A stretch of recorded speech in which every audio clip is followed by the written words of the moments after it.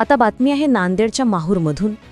माहूर तालुक्यातील पाचोंदा शिवारात आज दुपारी 2 सख्या जवानांची गळा दाबून निर्घृण हत्या करण्यात आल्याची धक्कादायक घटना समोर आली आहे। अंतकलाबाई अशोक अढागळे ही 60 वर्षाची महिला तर अनुसयाबाई साहेबराव अढागळे ही 45 वर्षाची महिला या दोघी शेतात कापूस वेचत असताना अज्ञात व्यक्तींनी त्यांची हत्या केल्याची प्राथमिक माहिती पोलिसांना मिळाली। दरम्यान संध्याकाळी कुटुंबीय शेतात गेले असता दोघींचे मृतदेह सापडले। मृतदेहावरील सोन्याचे दागिने चोरीस गेले असून हत्येमागील लूट की वैयक्तिक वैमनस्य याबाबत पोलीस अधिक तपास करत आहेत। घटनास्थळी पोलीस निरीक्षक साहेबराव चोपडे यांनी पाहणी केली। या दुहेरी हत्येमुळे परिसरात भीतीचे दहशतीचे वातावरण निर्माण झाले असून या घटनेसंदर्भात माहूर पोलिसांनी गुन्हा दाखल करून तपासात गती देत आरोपीचा शोध घेण्याला सुरुवात केली आहे। Bureau report GK news, Mahur, Nanded.